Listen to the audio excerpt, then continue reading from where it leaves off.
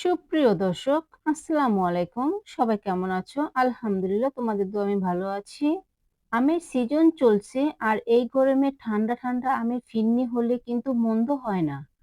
আজ আমি আপনাদের সাথে শেয়ার করব খুব সহজ আর রাজকীয় স্বাদের আমের ফিরনির রেসিপি।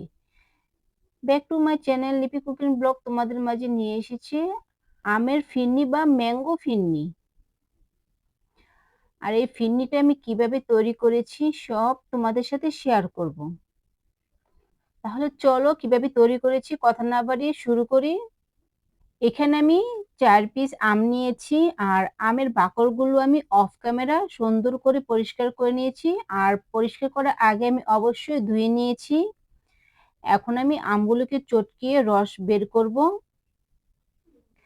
আর আমি যে আমগুলো নিয়েছি এই আমগুলো হচ্ছে আমাদের নিজেদের গাছের আম আর আমের মধ্যে অনেক আঁশ আছে। আম চটকানো আমার হয়ে গেছে। তোমরা তোমাদের সুবিধা মতন আম চটকে নিবা, চটকিয়ে রসগুলো বের করবা। এখন আমি আম ব্লেন্ডার করে নিব। ব্লেন্ডার করার জন্য এখন আমি ব্লেন্ডারে দিয়ে দিব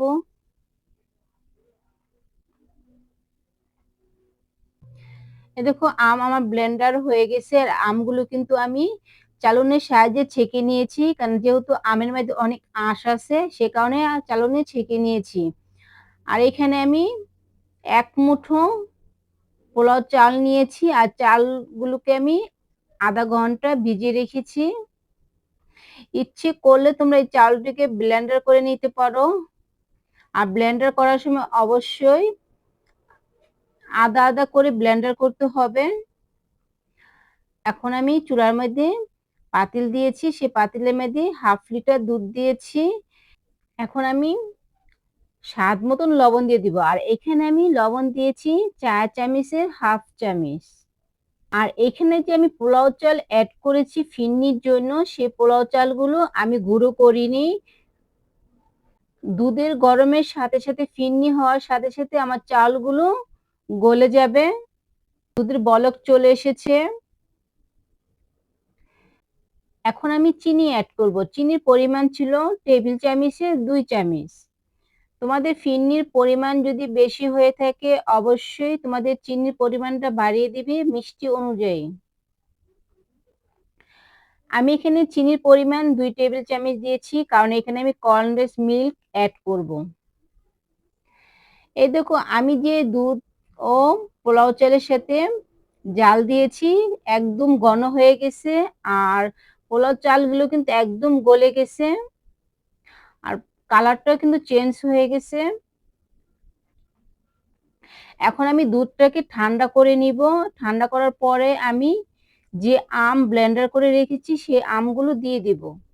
তোমরা যদি গরম দুধের মধ্যে আম লিকুইড দিয়ে দাও তাহলে দুধ ফেটে যাওয়ার সম্ভাবনা বেশি থাকে।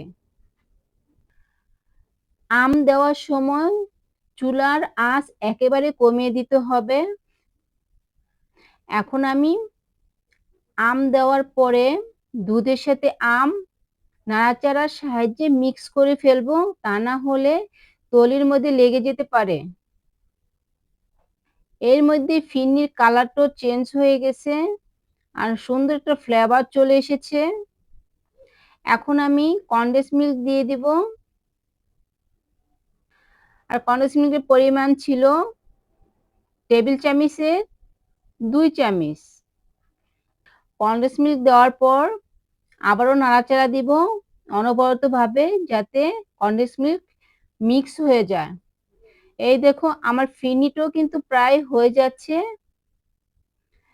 ফিরনিটা যখন ঘন হয়ে আসবে তখনই বুঝবে পরিপূর্ণ ফিরনি হয়ে গেছে। আর এই ফিরনির মধ্যে আমি কোনো প্রকারের মশলা অ্যাড করি নাই। ইচ্ছে করলে তোমরা এখানে মশলা অ্যাড করতে পারো।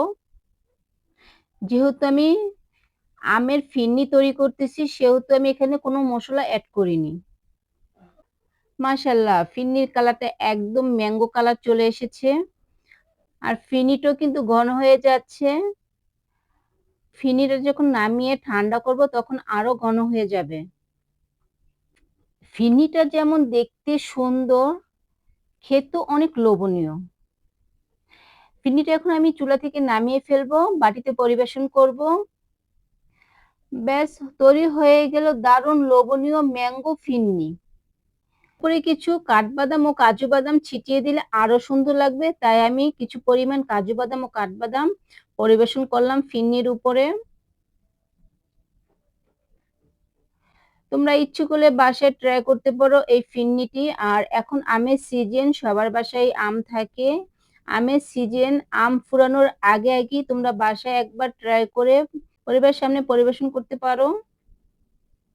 বাদাম কুচি দেওয়ার পর এখন ফ্রিজে রেখে ঠান্ডা করলে সেই ফিরনিটা আরো হবে টেস্টি।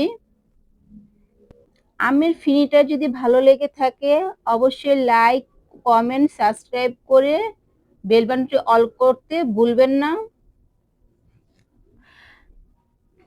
কাছে ও দূরে, দেশ ও বিদেশ, কলিজা ভাই ও বোনেরা কে কোথা থেকে আমার ভিডিওটি দেখতেছো অবশ্যই কমেন্ট করে বলবে। আর আমার রেসিপিটা কেমন হয়েছে কমেন্ট করে বলবে। আল্লাহ হাফেজ।